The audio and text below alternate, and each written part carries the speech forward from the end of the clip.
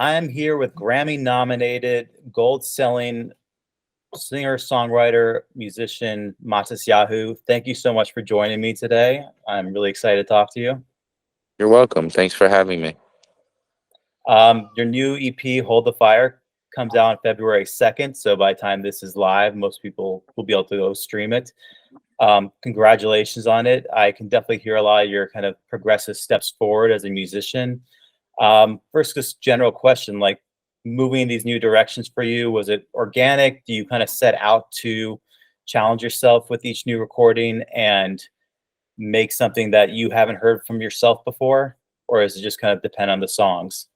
Yeah, I think the process leading up to the writing of these particular songs, um, sorry, was I got the kiddies here. We're outside the tour bus. Um, but yeah, the process leading up to it was basically process of like listening to music. So for like, if usually I need inspiration before I start writing, and that inspiration comes from listening to current music, whatever is kind of like resonating with me. So on this particular one, I was listening to mainly Afro pop and few particular artists. Usually I'll find like one or two artists from a genre that I really love, and I'll just really just like really sponge it up. And then I'll start sort of singing along and like imagining like how what I can do to kind of like make it, where I fit into that whole thing, or the things that really excite me about it. Like with Afro pop, one of the things is like the gang vocals, and like the harmonizing, and like the sound and the feeling of like this whole crew of people being with you, but like very harmonious. And then the movement of the music, the way it moves, the kind of cross blending between like dance hall, hip hop, and then African music. And the production like over there got like really advanced as of late, and you see like the spirit of this music like coming out in a way that you haven't really heard it before. So all of that is kind of like leading up to writing these songs, and then I'll kind of try to create songs that are similar, like, similar type of music, and I'll work with different producers or different people to try to accomplish that. In the process, I may get what I'm looking for, and I may get something completely different.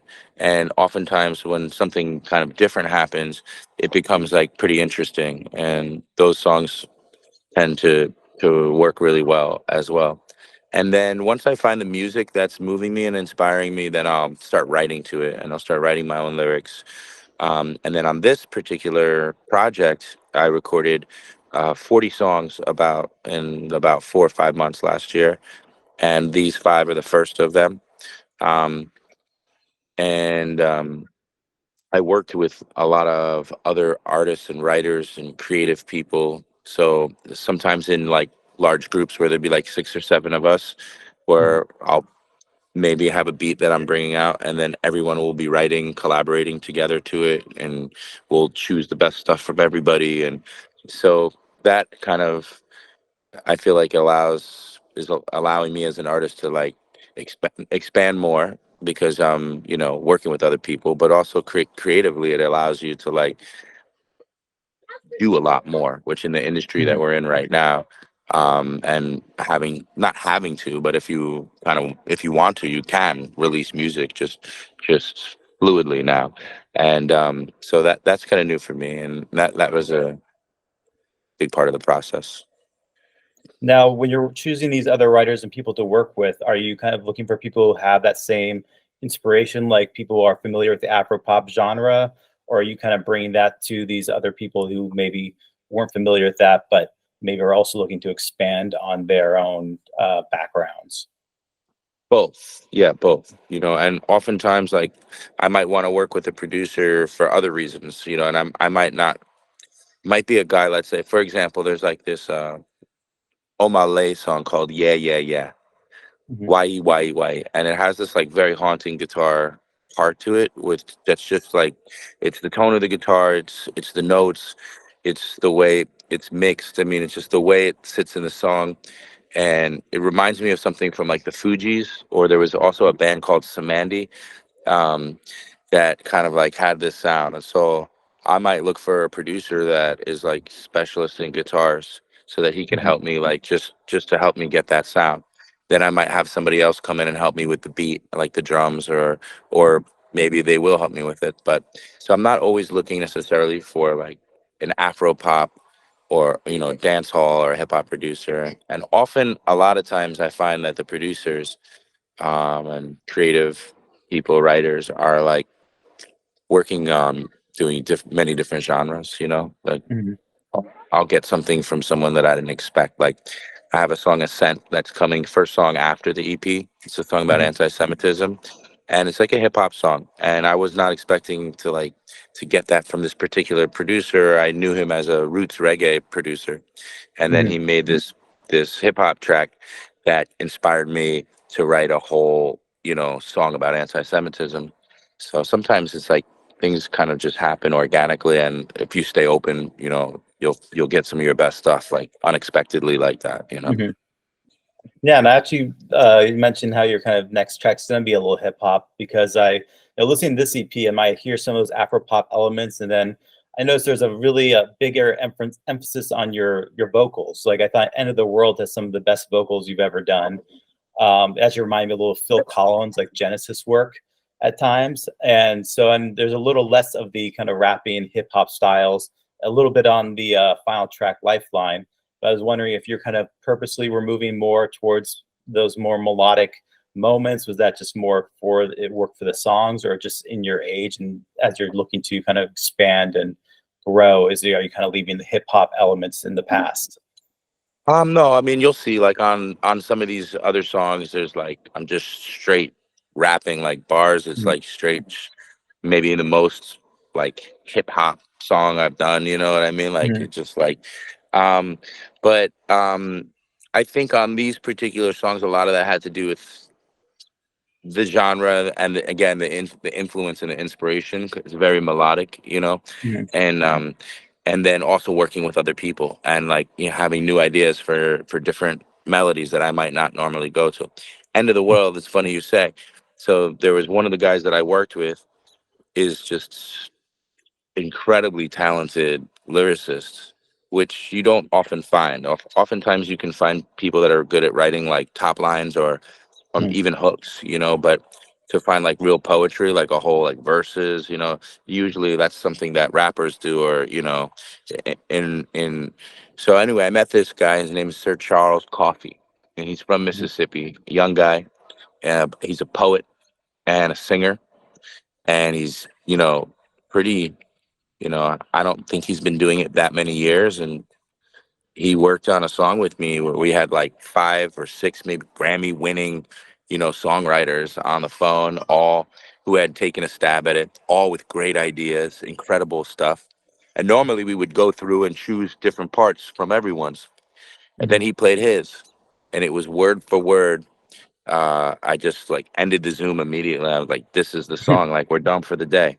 So I had this beat from a guy named Luke in California, and I love this beat, End of the World, and it was the track, and I was like trying to figure out like how to approach it, and it kept getting pushed to the back, like it was like the last thing, and even though it was like one of my favorite beats, and so I just hit up Sir Charles, and I just sent him the song, and he helped big time with the writing and the mhm, melodies and the majority of that song. And then I changed a couple of things, added a couple of things, but that's a great example of something. And when I'm singing it, now it feels it just feels right on the money, So mhm, it feels it's kind of cool. So that was something I had to be open to. It's not the way that I would normally approach things, but it was definitely a growing experience for me, and I think that the music grew as well, like you're saying. mhm. No, I mean, I hear so many different spots, and I was going back and listening to some of your old records and just the evolution. I'm kind of curious, what are some of these like the Afro pop artists that were really your inspirations for this album? The two main ones are artist named Oma Lay, Mhm. who's a bit more popular, and the other one from Ghana, Black Sheriff. Okay, listened to some of Black Sheriff's work last year, I believe. Yeah, had yeah. some. He had a lot of stuff out last year. Um, I haven't heard too much stuff like recently that's been like really inspiring me, but in the last couple years, Black Sheriff and O'Malley were the big influences for me. Mhm. Awesome. Now you're mentioning how like the change of being able to release music. I know you're releasing this on your own label. How's that experience been for you? Just being able to have that kind of control and you know versus back when you were on a major label and working with a probably bigger company. It's nice because it feels like things happen quicker now and they're Mhm. more connected because like the my team is the one who's pretty much doing it, so it's the same team that's setting up tours, that's doing everything else, so it's like all more together and things can happen like way quicker, which is what you want now because you don't have months and months and months to shoot a video or to have a photo shoot or to strategize how you're going to market the record or have a Mhm. shit ton of money that you're going to market the record with. So it's all like more, everything has to happen quickly. Yeah.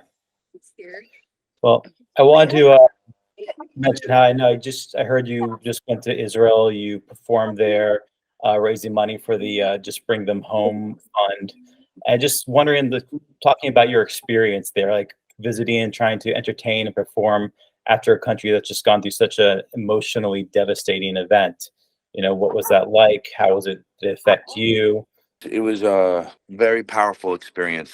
It was devastating to walk through the kibbutzim, to hear the stories, the most graphic stories, to see the videos that aren't blurred out. Um, the Nova Festival site, to just imagine yourself at a music festival and what these kids were going through. Um, to be there, to hear the, bombs going off right by Gaza and seeing the smoke and um, speaking with the families of hostages and hearing their stories. Um, Meeting the soldiers that are fighting in Gaza, like as they're coming back from fighting and sort of feeling down and devastated. And then like watching their spirits catch fire as we're playing music for them.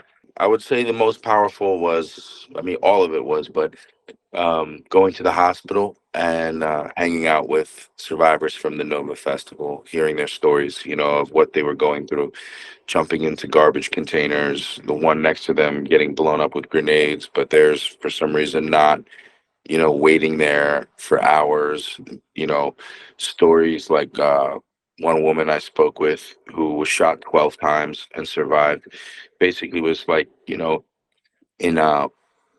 in one of the kibbutzim, so the young people all stay kind of like right at the edge of the kibbutz, Mhm. and they're all there. It's like right next to the fence that was blown up. So it was like 300 terrorists came in through there, and they were like the first ones. A lot of those people got taken hostages. A lot of them died.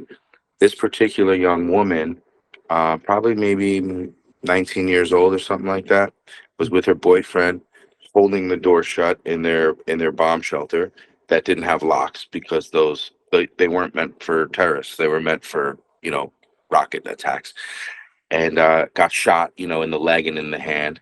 Um, and the boyfriend was like, we have to get out of here, go out the window. She opens the window. There's like 50 terrorists just right there, 10 feet away from her, smoking cigarettes, eating food, laughing, hanging out as babies are burning on fire, as, all this chaos and murder is happening. And then she starts running and they just start like laughing and just basically taking target practice. So they shoot her in the shoulder, they shoot her in the leg. She gets up, she runs further, eventually finds a hole, jumps in the hole, and survived. And is just telling me the story, weeks after it happened. Um, Something about the spirit of the Israelis that is miraculous. And it's really reconnected me with this idea that the Jewish people have this divine connection, this connection to God. Because it's just, it's very real, it's very human, it's not up in the clouds, but there is something about it that is just tremendous. And if the trip really filled me with a lot of hope, it really made me hopeful.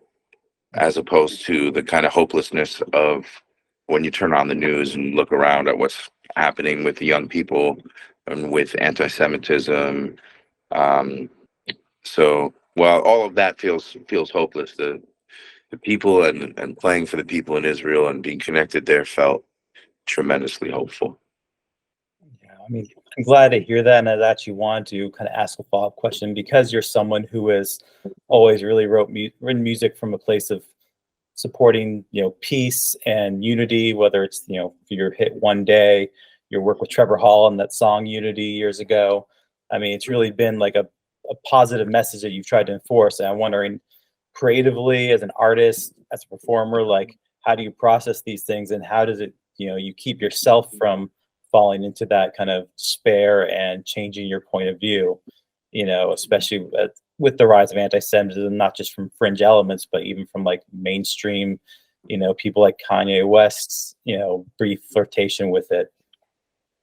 Well, right after the Kanye thing, I wrote a song, not on purpose, but I just, maybe a month or two after, and the song is just a powerful song for Jews about anti-Semitism, and it's not a peaceful song. It's not a one day kind of peace anthem. It's a very different type of song. While I was in Israel, I shot a video for it with the Nova survivors at the site and in the kibbutzim and everywhere. Um, and it's very powerful. And I think that as an artist, you have to respond in your creativity with what you're feeling, and that is one way of dealing with it. And then songs like One Day, for example, the vision of peace is real, and it's why it's a big part of everything that's happening right now. Even though it doesn't feel that way, um, we always have to hold on to the idea of peace and the idea of this sort of utopian messianic idea that's embedded deeply into Judaism. While we don't focus on it, a lot of us all the time, we still have to have that as like the roadmap. It has to be the compass that we aim for, and that's the only way to ever create it. And if we change that compass, then you know there's for sure destruction, on that path. So how and who and when and all the arguments about what, um, that is not the thing that you're focused on. Like when you're singing a song like One Day, it's more the idea, you know. Well, I said, it's a beautiful song, and I said I think it's a song we kind of all need right now. I know you played it at the March for Israel recently, and especially because we're such a divided country right now, and this is one of the most divisive issues. I think anything that can hopefully bring people together is needed. And speaking about like being Jewish, and I know a lot of your songs have also dealt with perseverance, whether it's in certain forms in Fireproof, going back to some of your older songs. And for you, like when you're tackling issues like that, is it usually you're starting from more of like a universal place of wanting to kind of support that kind of message while also then going more towards how's it personally related to you? Or do you kind of start from that personal place of, going through your own struggles, whether it's mental health, whether it's, the struggles of anti-Semitism, and then kind of reflecting it into a more universal message? Just as a songwriter, like how do you approach that? Yeah, I would say usually personal, but a combination of the two. Sometimes it's like the idea first, and then in the process of writing the song and bringing it down, you kind of make it yours. And then other times it's more of an emotional kind of thing that you're discussing, but it is a metaphor also for some bigger purpose or idea. Mhm. Yeah, both. Well, I said it's such a great sentiment, and I can personally say that like your song "Live Like a Warrior" was for me personally like a couple years ago. I was going through a rough time, and I put it at the top of my weekly playlist. I started my weeks off with, and just to kind of put myself in a positive mindset and to really try and just look towards the future and leave like what was in the past in the past. So that song definitely helped me during those times. So Awesome. thank you for that. So you're getting ready to, I know you have a tour starting now, or maybe you're just on it already. How does it feel being back out on the road during these kind of times? Are you excited? Are you kind of looking to kind of connect with people? Do you have any kind of fears based on what's going on in the world? Yeah, I mean, I have anxieties, fears, real ones. You know, there's stuff going on that is worrisome. But more than that, I feel a responsibility and a